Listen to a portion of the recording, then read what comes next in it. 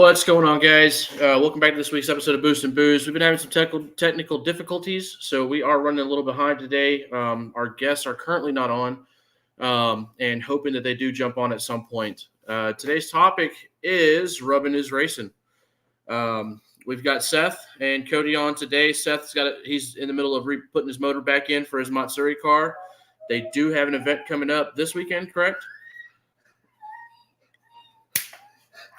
And from that point, we're going to be talking a little bit of short track going on, cover some of the events that we have. We did have an event scheduled for tomorrow that got canceled due to Tropical Storm Debbie. Cody, welcome back. Seth, we appreciate you. We appreciate you tapping in for the short time that you do have, the limited time you have. Seth, what you got going on in the back, dude? So we've got the engine getting ready to go in. We've got special guest in the shop today, but we got the RB25 converted to a top mount, which was I can't remember. So CP pistons, mainly H-beam rods, Kelford cams, Kelford springs, retainers, titanium retainers, GTX 3076 Gen 2, rewired the car with the PDM, as you guys know. So it's a totally different car. Yeah, that's what's going on.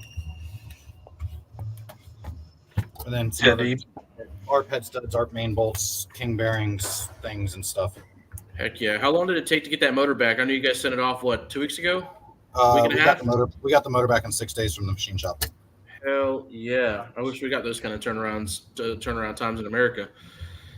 Yeah, I just had to fly to Tokyo to get the parts from So with that motor build, are you planning on, because I know we haven't really talked about it, but you plan on running it more at a closer red line, obviously a higher rev range, or boost lower end? I'm going to keep the engine at like 8.5, probably red line, and then because even though inlines are naturally balanced, for anyone that didn't know that, right? Dynamically balancing an inline is kind of a exercise in redundancy, but we'll probably keep it at 8.5 and keep the boost around 1.4, 1.6 bar on this little turbo. So we'll see how it goes. There's little turbo, the thing's the size of your head. It's tiny. It's a 3076, dude, not a G42. So we'll be very responsive for the drifting, though. Oh, yeah. It'll spool fast as fuck. With that, so have they given y'all the layout for the Matsuri yet? Nope, you get it day of. Oh, wow. So you have no time to prep. Nope. I guess that kind of keeps the playing field even. Nope, you always get the layout day of. So then you practice for half a day and then run it, basically. Nice. I wasn't sure if that's going to be, a third or fourth gear car or whatnot. It did pretty good in second and third last time. So, how are the tracks there compared to, let's say, mainland Japan or like Road Atlanta or? It depends on the track. So Batangas, Clark International Speedway are obviously full-on speedways, paddocks, room tarmac, et cetera, runoffs, and everything. They're international speedways. And there's Booty. How many speedways are in the Philippines? Like, how many actual speedways are in the Philippines? You got Batangas, Clark, Tarlac, Palawan, Cardzo, Cebu. So we've got like 5 full speedways, I think. Yeah. Oh, by the way, everyone, this is Booty Dabasol. Hi, everybody. What's up, man? Drift national champion. I think he got beat by John last time. Yeah. Took second. But he runs teaching school for drift, kart, circuit. His kart racer just took first. Yeah, they represent for the Spain. So they'll be going to compete in Spain for his driver. So yeah, Booty's master mechanic, master driver, teaches me everything. Just enjoying life. There you go. Hey, that's all you can do, right? So yeah, that's the best. That's the best way to do it. This is the owner of the Golf RX-7. For those guys that don't know, the one that I tuned. So. Oh, nice. Unfortunately, it's running 1J. Should have been better with rotary with this guy. Yeah. No. I mean, you must not care about Apex we go back and forth about that all the time. I mean, I like the rotary. It's good when it's running right, but well, we have the right guy now in our country, so most probably we're gonna he's gonna bring him back. He is. Seth is a wizard when it comes to the rotary machines, man. Let me tell you, I've seen him do some things that you wouldn't even fathom doing in America with those rotaries. So my hat's off to Seth as always, when it comes to building rotaries, and not only that, but suspension building and harness building. I watched him take his REM Amiya RX-7 from nothing to something. It took a little bit, but we all got to put a little bit of our hands in there, and that was pretty cool. So Well, Yeah. and he said that you're quick with getting out transmissions and rear ends and whatnot. So if I make it out there, we need to have a contest. who could hold a transmission? 'Cause longer? I used to be the one underneath the RX-7s holding the transmissions for them and putting them in. So All right, guys. So we're gonna enjoy. Louis, I appreciate it, man. So go ahead, Seth. So that's what we got going on. Yeah. So we Well, you got guys- we got some short track stuff coming up. We have officially entered our season in full spec, and we have now acquired 4 race cars that we're running. Our Buick, my Buick, I picked it up on Thursday, prepped it on Friday, raced it on Saturday. So just the bare minimum race prep, whatever I needed to do to pass tech, and just get some rubber on the road. We were running street tires, unfortunately, so it's trash. Seth and I have been talking about, I did order an infrared thermometer to check the tire pressure. So I'm going to do a lot of logging next weekend, not this weekend, but next weekend I'll be getting a lot of log data, not really focused on winning, just focused on getting consistent data and see what we can do to improve our lap times, and hopefully bring home a W before the end of the season. So that's where we're at. I do have some stuff pulled up. So I know we talked a little bit. Some of our guests that were supposed to, or one of our guests for sure, was supposed to be on. He's a big short track racer. He's a short track champion in our local area, which is pretty neat. So hopefully he does get an opportunity to tap in at some point tonight. As I said in the beginning, we were having technical difficulties. For whatever reason, our program kept kicking them out every time they try to go in. So like I said, hopefully they do get to tap in. We'll add him to the stage and let him share a little bit about his experience growing up as a grassroots racer and really embracing the short track environment that we have out here. With that, I'm going to share a couple things that we got. So tomorrow we were scheduled to race the Gary Rochelle Memorial Race. Wait for it to come up. As you guys can see, this is New River All-American Speedway. This is one of our NASCAR sanctioned tracks here in Jacksonville, North Carolina. Their location is Richlands, North Carolina. But this is one of our speedways that we do race at. They are a NASCAR sanctioned track. What does that mean? That means that we get a lot of sponsoring for the track itself, not so much the drivers, but it allows the drivers to get have an opportunity to go out there, race, get their name out there, and really just kind of build an audience. I haven't been to a race yet where they had a poor turnout. We've always had a good turnout. You guys can watch us actually do work. So that's fine. So like I said, this is one of our short tracks around. They've got 12-degree bank angle. It's 1/10 mile long on asphalt. I wish we had a short track, dirt track here, but we don't. Going into our schedule, so we covered a lot of this stuff early in the season, but we are in full race mode now with our season in full blast. We had a couple cancellations. Let's see. So the 10th, which is tomorrow, we're supposed to have our Gary Rochelle Memorial. Again, Tropical Storm Debbie kind of screwed that up for us, so we will not be racing tomorrow. That was the call that the track made for safety of drivers. And the 30th, we've got an open wheel mayhem. So it's a smart modified tour, Carolina Crate Modified Series, Champ Karts. They're not going to be running any bombers or anything like that. The next race after that, from what I understand, is they're trying to move the event that was canceled for tomorrow to next Friday, and we're going to run a doubleheader with New River and Carteret County Speedway, the world famous Bobby Watson Speedway. So if they do not reschedule for then, September 7th will be the next time we're at New River. So like I said, New River is a great track to run at. They've got a high bank angle. It's a lot of fun to run at. It's a very fast track. compared to, for example, Bobby Watson's Carteret County Speedway.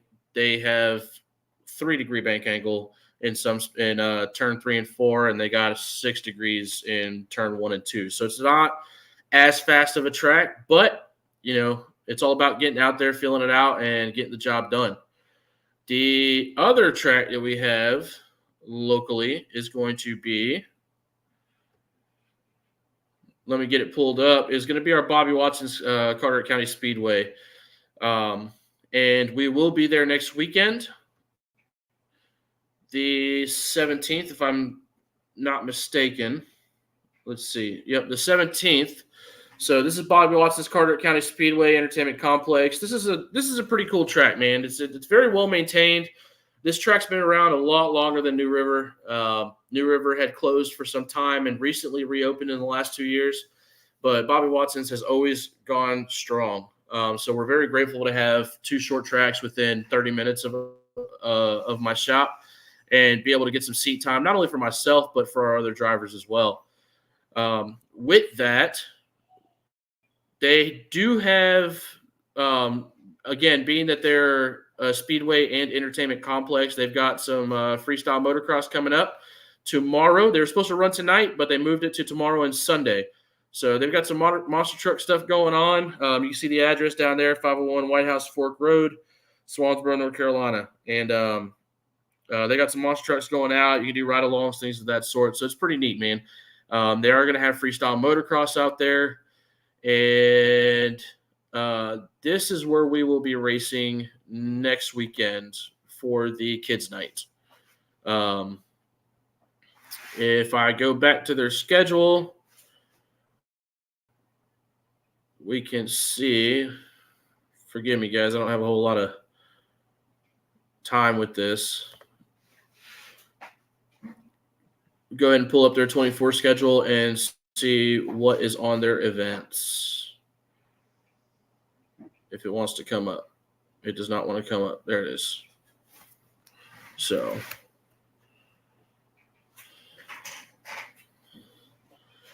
Carteret County Speedway, again, so today and tomorrow they've got the Overdrive Monster Trucks event coming up and our Clarko Construction Kids Night, where we will be running legend cars, late models. So if you guys don't know what a legend car is, man, it's like an old model. It looks like a Model A. It's a mini Model A.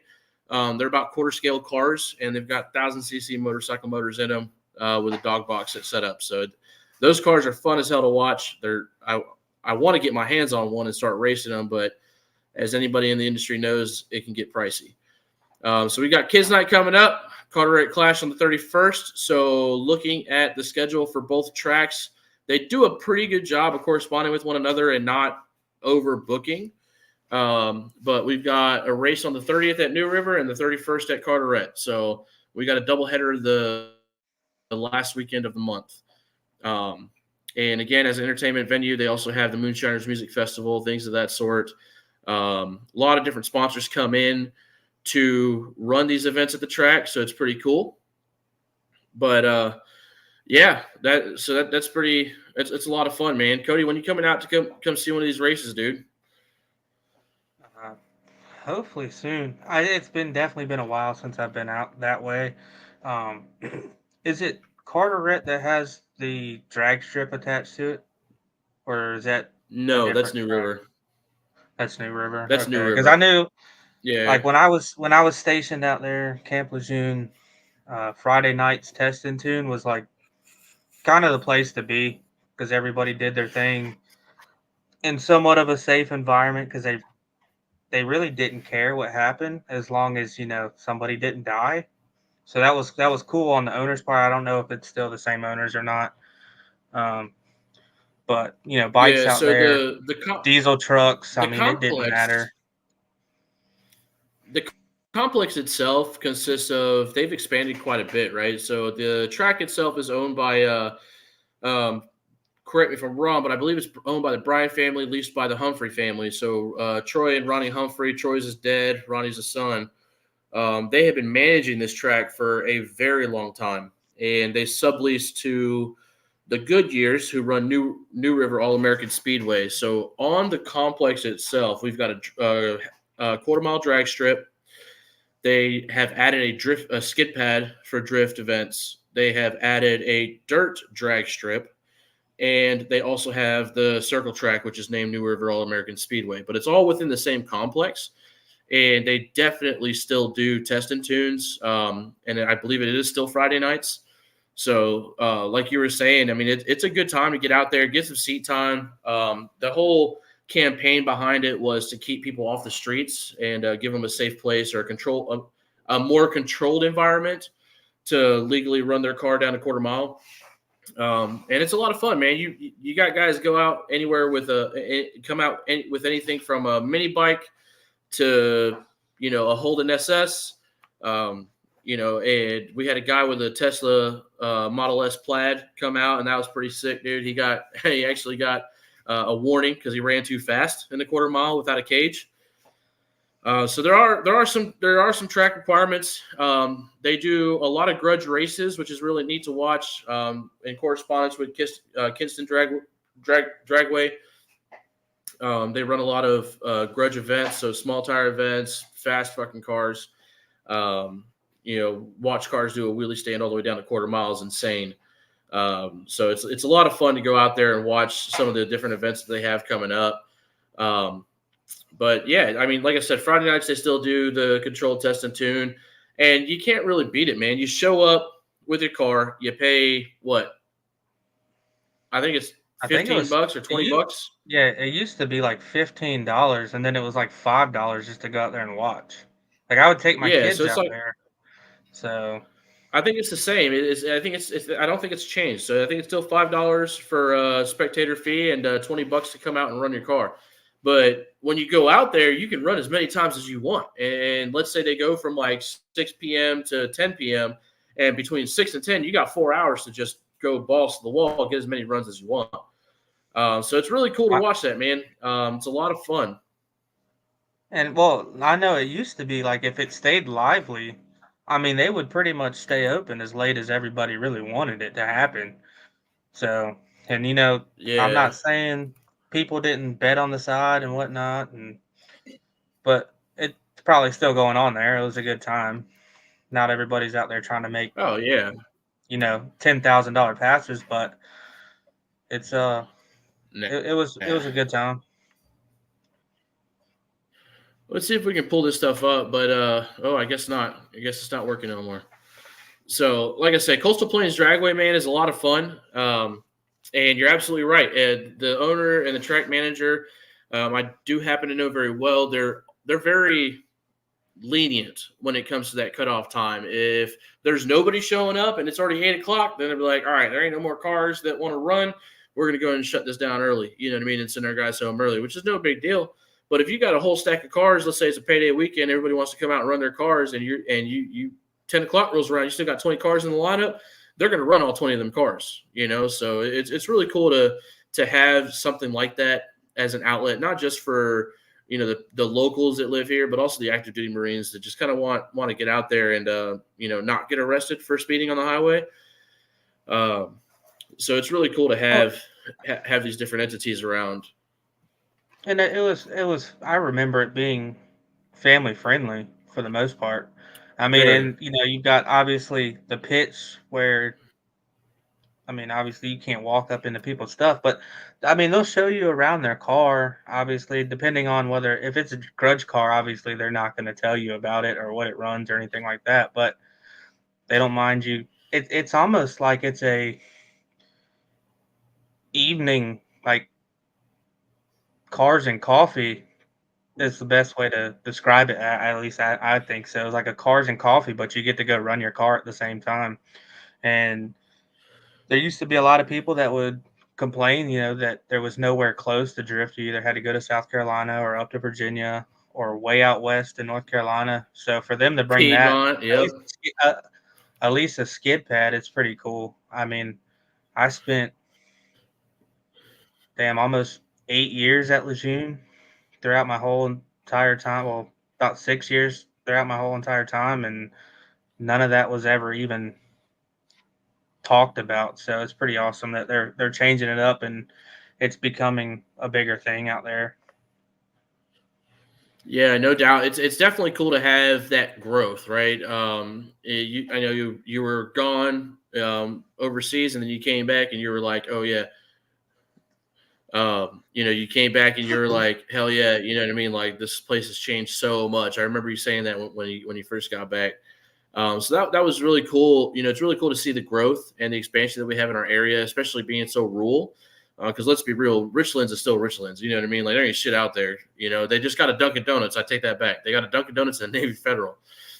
But outside of that, it's nice to see different entities and forms of entertainment coming out. We just got a comedy club, so that's pretty cool. Things of that sort. So it's nice. Let's see. Going into, And I mean, go ahead. as you can see, well, Seth and the guys are down there hard at work trying to get everything ready for their drift event coming up. So Yeah, they got a Matsuri, it's and very.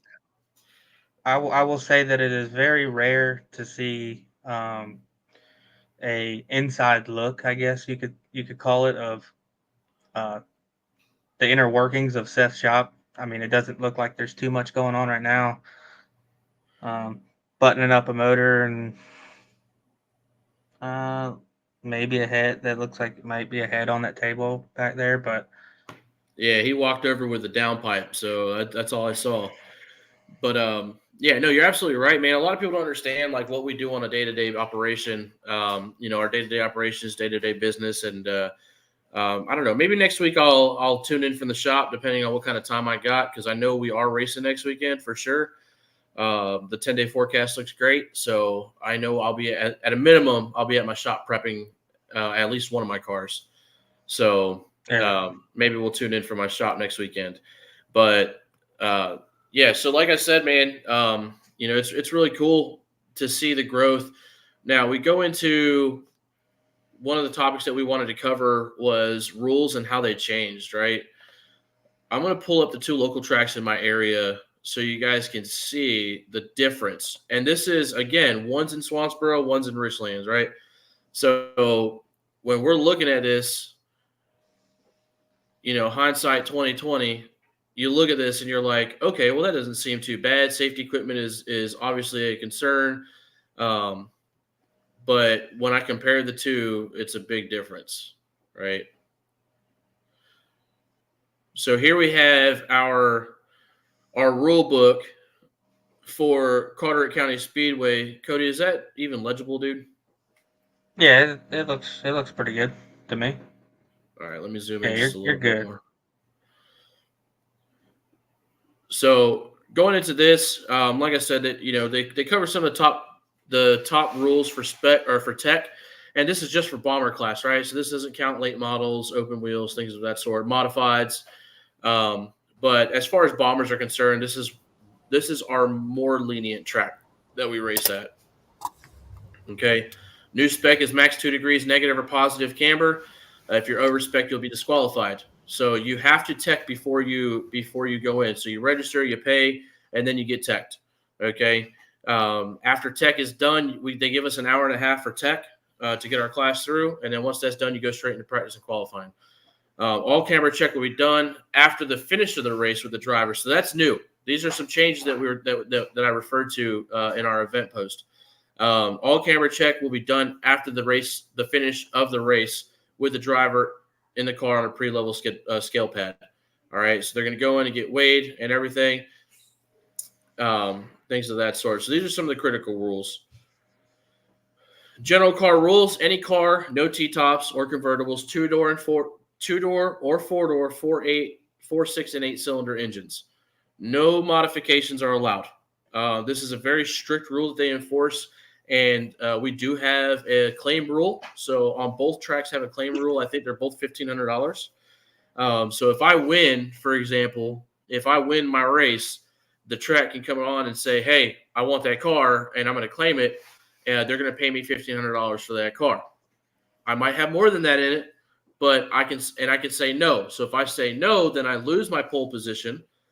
Whoever was in second and third, they move up a position, and then fourth place goes to third place, and you lose any winnings that you were eligible for.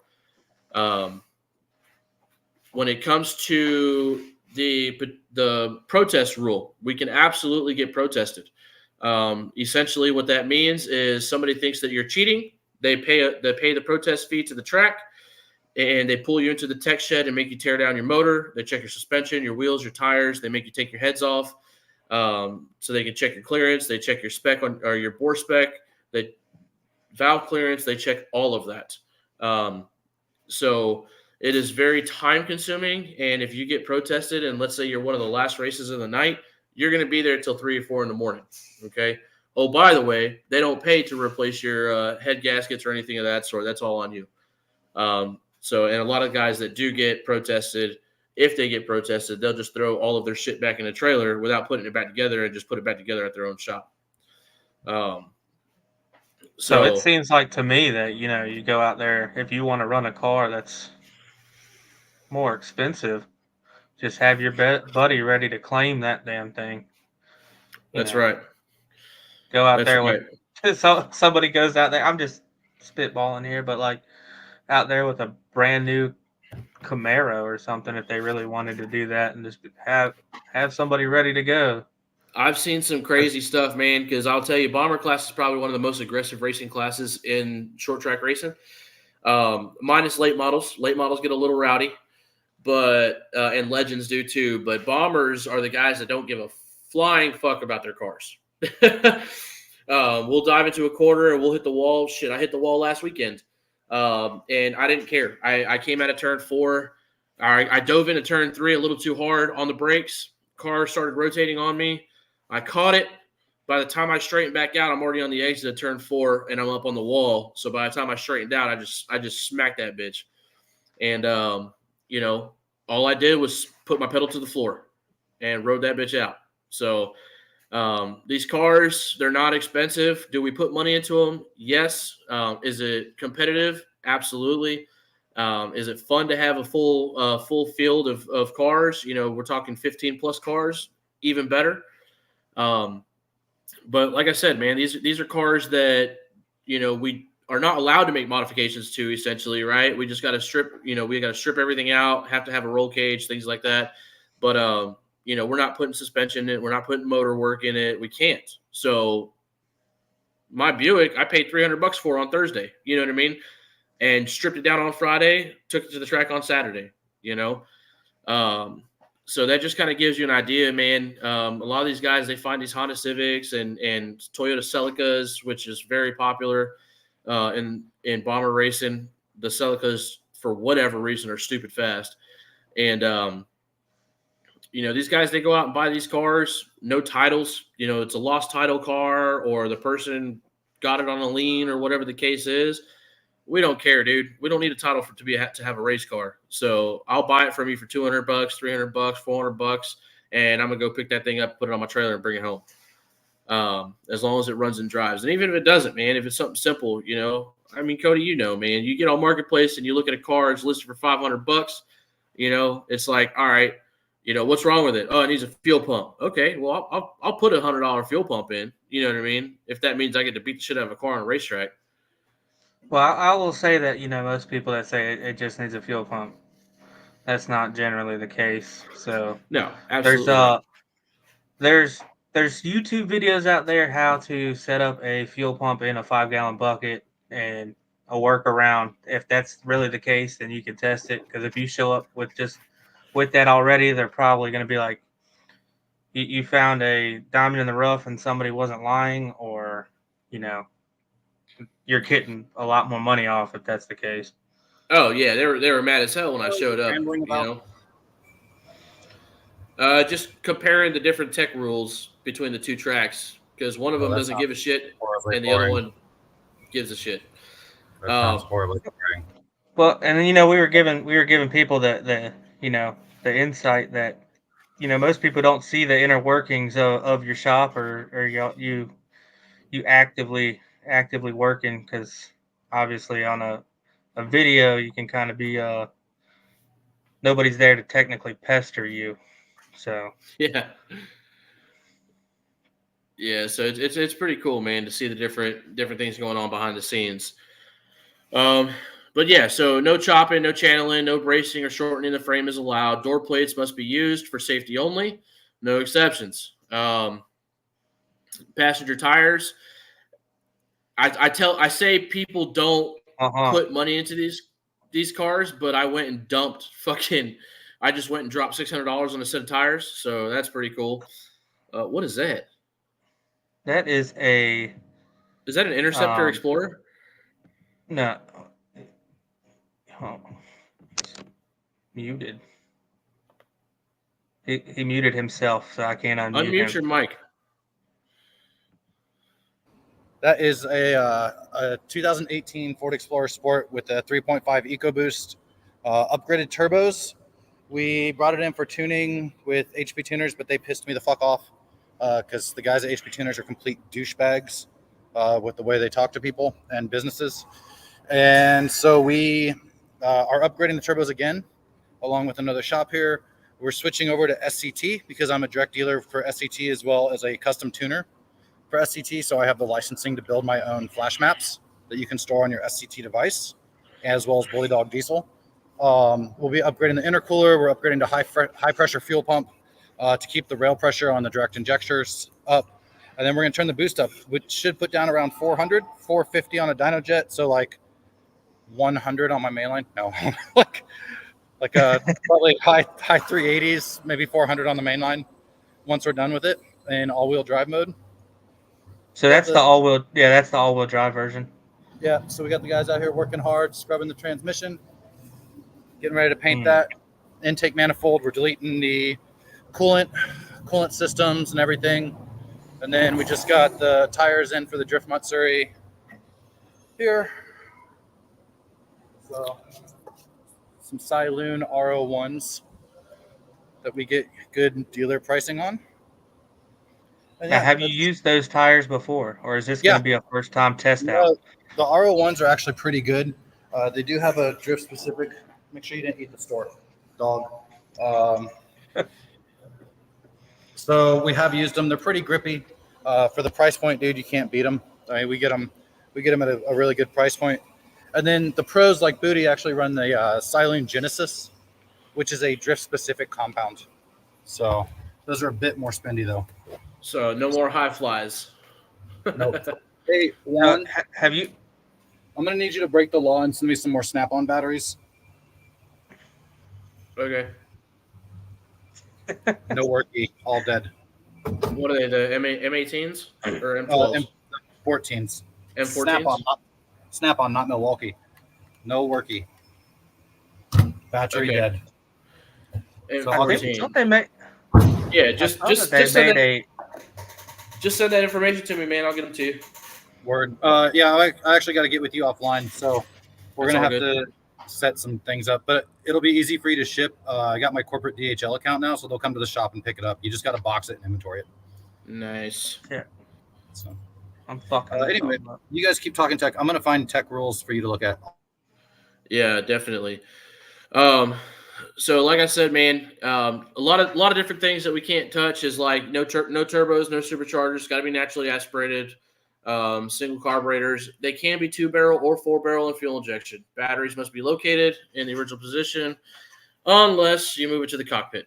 So like I said, these are just some basic rules. Hood pins. Must have steering wheel column. Stock seats are allowed, but racing seats highly recommended. Okay, so those are one of the biggest differences between this one and another one. DOT legal tires. So, for example, I bought a set. They got delivered today, actually. I'm pretty excited. We got a set of Falcon and Zenith RT615s that we're going to run. They tend to do really well. But nobody's going to look at our tires and be like, oh, yeah, those are 200 or those are, not the proper tread wear or anything like that. You know what I mean? I'm like, dude, who gives a shit, man? Like, you're not paying for this shit, so who cares? Fire suit, gloves, neck collar required. That's funny because they never teched me for a neck collar last weekend.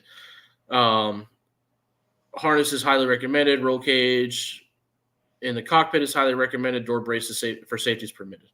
So things like that, they tell you that the gas tank has to be above or in front of the rear axle. Again, I've seen people go out there with some shitbox cars that don't have any of that. So that's one of the things that's like, oh fuck, what do you do?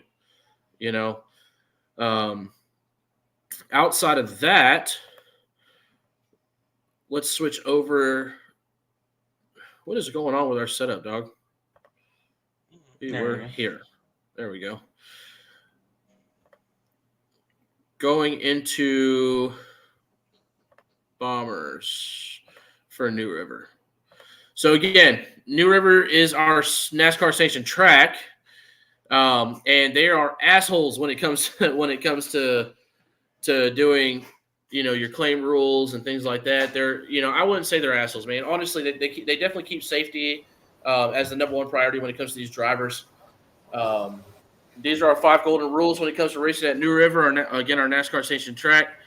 So you can't run faster than 20 seconds. It used to be 20.5, and we used to get a warning. We don't get a warning no more. So if you run 20 seconds, you're disqualified automatically. You get black flag, got to come off the track. So you imagine my buddy that was supposed to be on tonight, he's got a Celica that he runs, and he consistently runs 19 or better. So telling somebody not to drive their race car too fast is kind of ridiculous to me. There you go. Hold on. I'm gonna pull up a different tech for you real quick. Yeah, I mean these are track specific for the tracks that we race at. I understand. I just want to I'm show just looking at that example.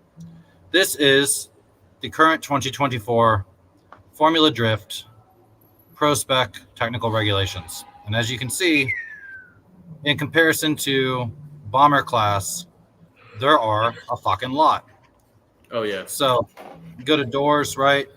You got your doors, you got your wings, you got the angle with which you can have your wings. You've got your in-plate dimensions, windshields, window restraints, wipers, mirrors, hood pins, right? Down to where you can place your decals. a claim rule. Come on now, claim rule. Give me like towing 3 or 4 apparatus. cars. And then down to your safety gear, what your FIA homologation stamps have to look like for your seats, your fuel tanks, your fuel cells, how they have to be mounted, what grade bolts you have to use, the type of seat belts that you're allowed to use, how the width of the seat belts, how you can have your seat belts angled, mounted, strapped, the angles with which they can be mounted in the car, how they have to fit the driver, the angle at which they must fit the driver, etc., etc. Fire suppression systems, triggering devices for the fire suppression systems, what size nozzles you can have. Here's the tires you're allowed to ride. Here's your tire sizes based off your weight class. Blah, blah, blah, blah, blah, blah, blah, blah, blah. So, I just wanted to show that since you're talking about tech, because tech can get real fucking dumb and real fucking detailed depending which class you're running. Oh, absolutely. Absolutely. So, a fuck ton of time on tech, and if you don't know it and you don't pay attention to it, it's almost getting to the point if you don't have a lawyer read it, then you're not getting on the track. So anyway, back to work. Yeah, so like I said, going back to our bomber text for New River, these are our 5 golden rules. Can't run faster than 20 seconds. You'll be disqualified. Battery must be in stock location. So if you notice, there's no exception to this rule versus the other track. The other track says, well, you can put it in the cockpit as long as it's secure. This one is no questions asked. It's got to be in the battery stock battery location. No aftermarket computers. There will be a $100 claim rule in place for computers and modules. So if you get caught with if you get caught with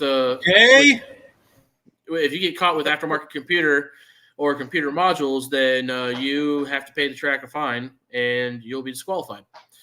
No telemetry devices, cell phones, Bluetooth. Flash the stock computer.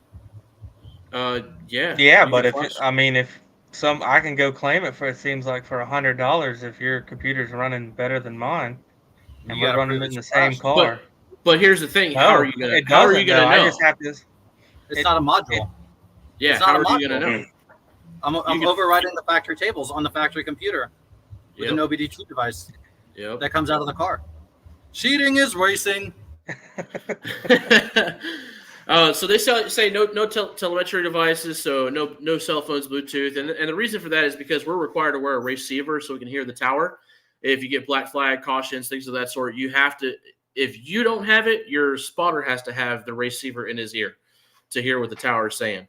Prime example: this weekend I got black flag because my exhaust was hanging down after I hit the wall. Got it. I didn't know that I was black flag because the way the flag stand's set up, when I'm coming around the front stretch, I can't see that high up my windshield. So I relied on my spotter to tell me, hey, you got black flag, come on in. You know what I mean? And when you pull in, the tech guy will tell you, hey, you got black flag because of this. For my case, my exhaust was hanging down. And as soon as I said, okay, I'll get it off, we got a caution. So I knew I had 2 laps to get that exhaust off. And we literally just ripped the bitch out.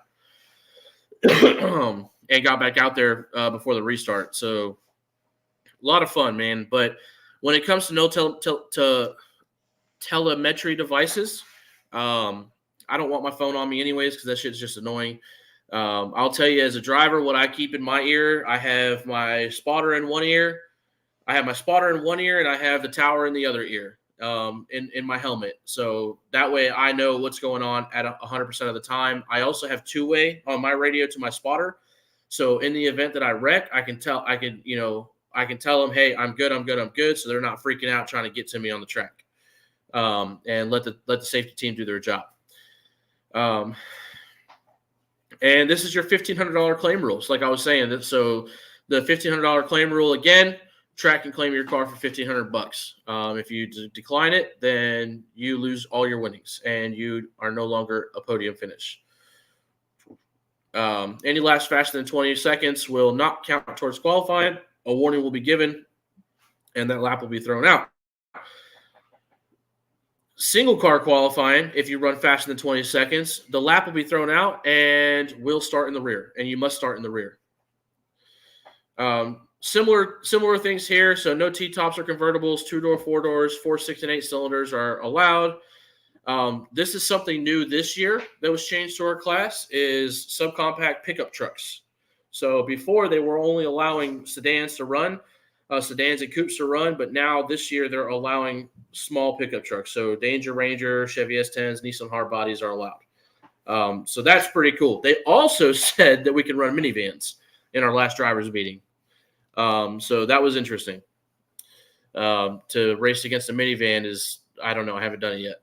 But mufflers or catalytic converters are optional. So this is one thing that I struggled with last weekend is the tailpipe must extend behind the passenger door on the right side in front of the tire or straight back. Weight reduction on track. Yeah. So sorry, whatever. No chopping, channel, and bracing. That's the same. Passenger tires, same. They specify no mudder snow tires. No bias ply, no pipe protectors welded over the valve stems. All right. If you lose a damn valve stem because you got into some contact with somebody, then you're screwed. No aluminum rims. This is a big one for New River. They will absolutely not let you set foot on the track if you don't have steel wheels. Why? Because aluminum explodes when you make contact, and steel will bend. So that's a big thing. No spacers. Again, batteries must be located. Hood and deck lids must have original hinges or pins, chains keeping them in place, or they must be removed. So you can run without a hood if you don't have hood pins or a working latch. I have a working latch, so I don't put hood pins. Windshields are good. All other glass needs to be removed. So car's interior must be completely gutted except for the dash. Dash can be removed if you wish. Racing seat is mandatory. No passengers, which I feel like that's a given. Driver door must be welded, chained, or bolted shut. If the driver's door comes open, the car will be disqualified. Bumpers and stuff must be chained and whatnot. So that's rules like this kind of don't make sense, right? So if you got bumpers that must be chained or reinforced to the frame to keep it from dropping onto the track. If I get into contact with somebody and I clip them or pit them, and I lose my front bumper, I lost that bitch. I'm not going to stop the race to go get it. You know what I mean? And you can't predict that's going to happen, right? So this kind of is going against itself because it's saying that you can reinforce that, but up top in an earlier rule saying you can't reinforce things. But Yeah, also, what's it say? how would they Yeah, know here, no what's chopping, channeling, bracing, or shortening of the frame. yeah, but No I rub mean, rails or sharp edges. yeah, but if you could easily get around that because well, it's reinforcing my bumper. I mean, depending on how you have it set up, along with even your cage. I mean, you could have all of that tied in and be like, well, it's my cage. I mean, it Yeah, so seems like there's that's quite a bit of gray area. there is, and this is something that we argue all the time with our tech guys, the track owners, and things of that sort. You know, if I'm playing, this is a poor example, but if I'm playing Forza, for example, and you go to chassis suspension reinforcement, what's the first option there? A roll cage. Well, not just that, but then it's also saying right here in safety rule number 4, a 4-point cage is required, but it doesn't say that you can't have more than that. That's correct. So, for example, the 4-point cage is required, and I have a 4-point cage in 2 of my cars. Oh shit! What did I do?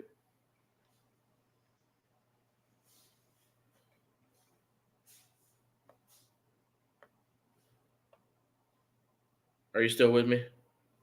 Yeah, Yeah. it went So back to how you had it. yeah. So I got my 4-point cage already there, but when my 15-year-old driver's driving, we make sure that he has 6-point at a minimum, right? So we got the hoop that goes over the head. We've got 2 down bars in the front that go over the doors, and we got 2 down bars in the back. So you can put as many points of contact as you want with the cage. You can have an 8-point cage with a door bar, and that's totally fine. You can have there's no restriction on how hefty your cage can be, right?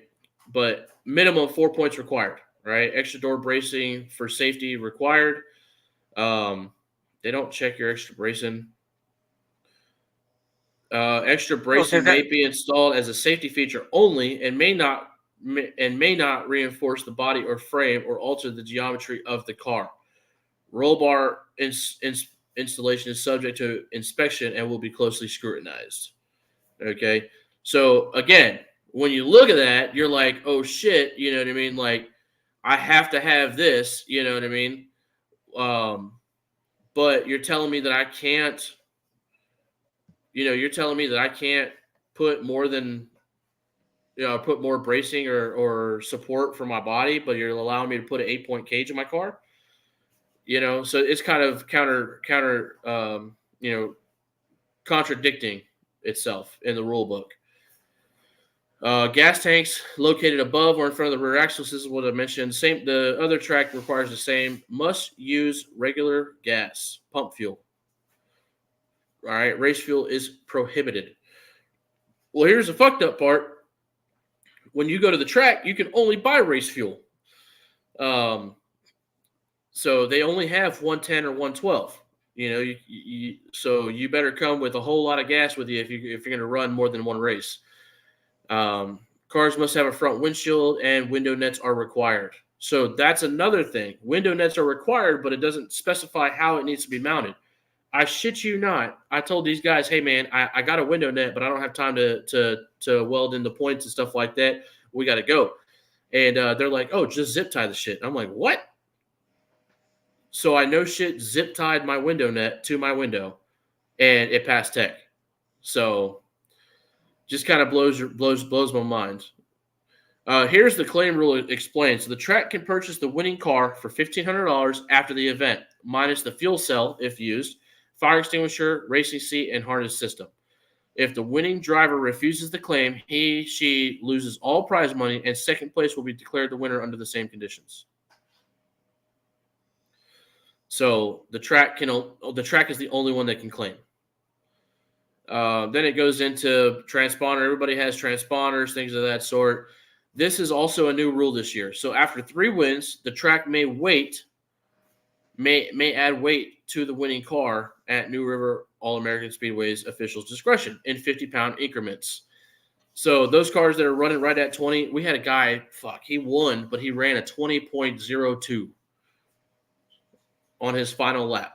You know what I mean? He was 0.02 of a second off from breaking out.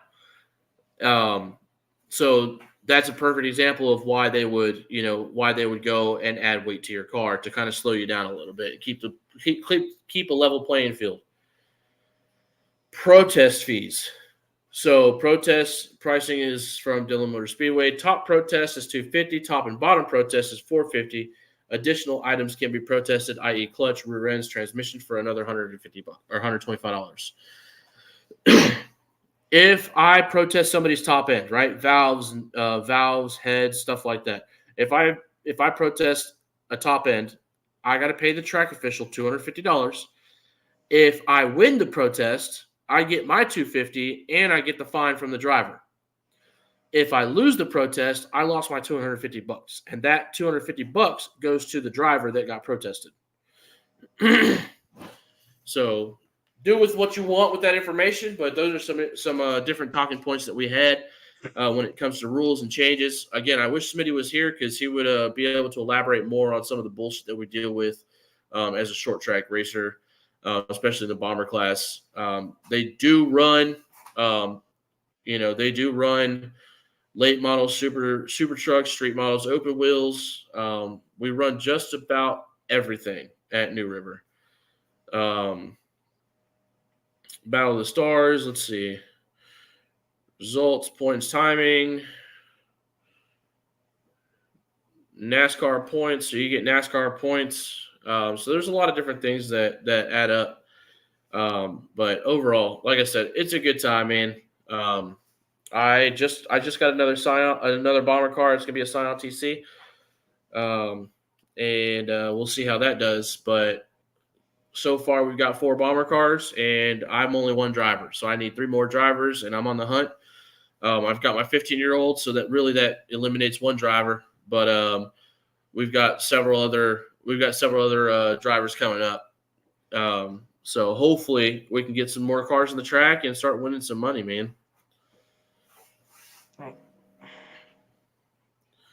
And like I said, we're running points between 2 different tracks, so we're double dipping here. But like Carteret Speedway, which is where we're racing next weekend, does not have a NASCAR sanction, so they're not really they don't really have an impact on how we do it at New River.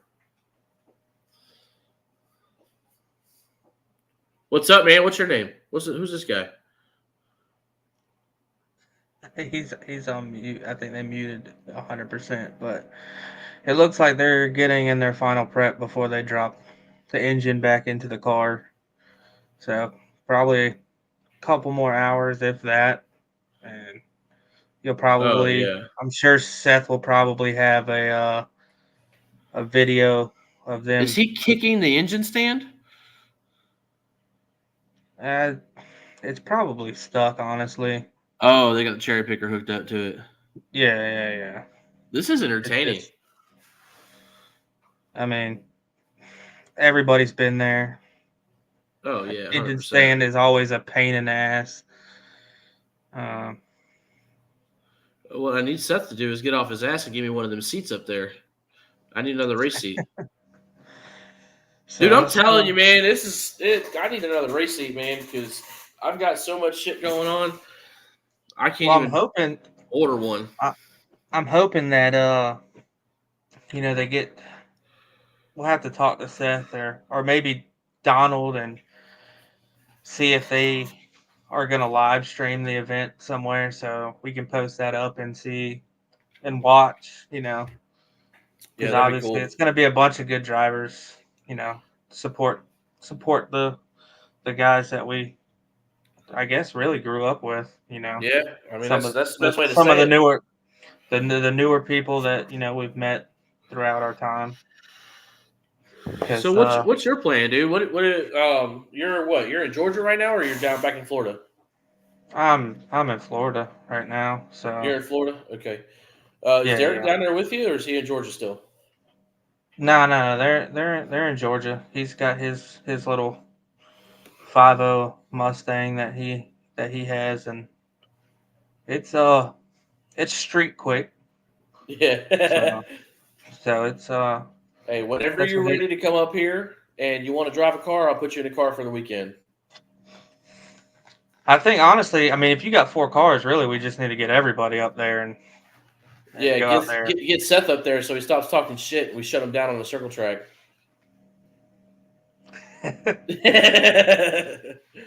Really, it's just gonna be no. I'm gonna Bro, put him in. I turn both directions on my race. Yeah. You will on that track. Advanced skill. We're not worried about that figure skating You shit. just hold the steering wheel like a 15-degree angle and press the gas pedal. Nice. That's No. That's not true. You're gonna. Motherfucker. It'll be like Dale Earnhardt in Turn 4. Well, when he hit the wall. My God. So look, hey, if you think that all of us out there in a car racing against each other, somebody's not getting put in the wall, you're crazy.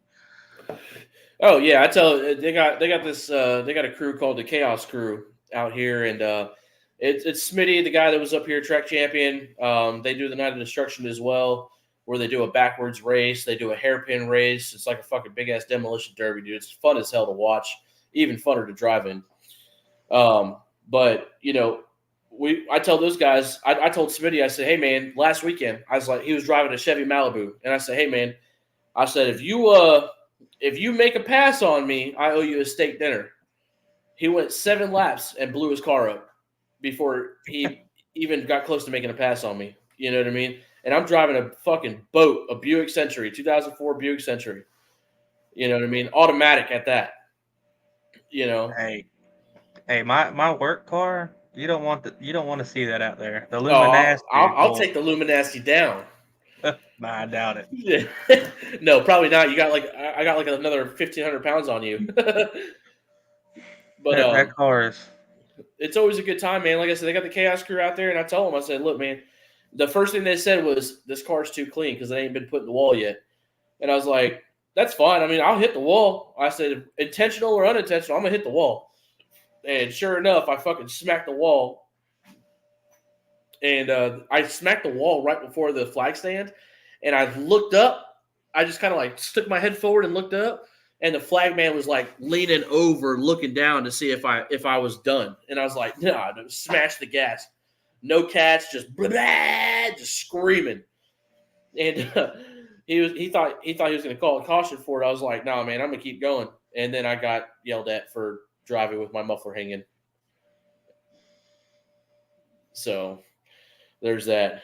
But we're running late, man. We started late. Again, guys, we deeply appreciate the support for those guys that came out. Hopefully next week will be a little bit smoother. Like I said, we had a lot of stuff going on. Some people had just technical difficulties, weren't able to jump on today. Things that are out of our control, unfortunately. But hopefully we can lock somebody in early. I'm going to start talking to some people over the weekend and hopefully get another guest up here for next week, man. And again, Friday, I'll be prepping for my race. I got 4 cars. 2 of them need to be prepped. So I'll be prepping in my shop Friday night, and more than likely I'll be tuning in from there, which is fine. So you guys get to see a little bit of what I got going on. So that'd be cool. Well, I'm also thinking too, if they're doing this next weekend, you know, maybe we can figure out how to get it live streamed, get some commentary from people that drift a lot better than us. Because yeah. I mean, I can throw a car sideways, but I can't link nothing up. But yeah, no, you know, get Adrian and you know, a couple of the guys that watch and see maybe if we can't get some commentary and a live feed going somehow, so everybody can see the evolution of Seth Philippine. He's busy, man. What? Yeah, so we're talking real quick before we wrap this up, man, about getting you to live stream the Matsuri and hopefully try and get some commentary on that. The Matsuri will be live streamed. I'll try and put it up on our channel as well, but it is live streamed through R102 Productions, Tony Araki's YouTube page. Okay. We'll be definitely having updates on my page as well. We tend to do some live streams, commentary, check-in on what's going on with the car from the pits, things like that. So that will be all day Saturday for us. So that'd be your guys' Friday night into Saturday morning. Yeah, I'll be 'cause tuning in from the shop because I'll be prepping my cars to race Saturday morning my time. So that'd be cool, man. We get some commentary going on and see a little bit of what's going on behind the scenes. Yeah, You we'll know, see what 'cause we can, obviously- see what we can do. We'll put something together. Adrian's got some experience with judging and whatnot, so maybe he can hop on and Yeah. So that'll be. We should be starting practice by 9:30, I think, something like that. So the comps won't be. We may have to do like a special stream session. We can announce that because I think the actual tandems and comps are going to be around like noon, probably like 9 to noon Saturday morning for you guys, which would be like Right 9 on. to 9 for me. Yeah. I mean, I'll be at the track by then, so that's fine. I'll tune in from the track too, man. So yeah, we'll try and put the tandems up. yeah, As for you can sure, see, guys. we got the whole crew hard at work, man. Like Hell yeah. I gotta give look a forward to seeing how that car runs, dude. You gotta I'm give a huge excited. shout out to Booty and his crew, man. Like these are his mechanics, his pit crew. They're always helping out, when we need it. So these dudes are awesome. And it's all about love, man. We help each other out all the time here. So in the Philippines. That's racing, man. Yeah. So, but with that being said, guys, I appreciate y'all tuning in, and we'll catch you guys next week. Later. Later.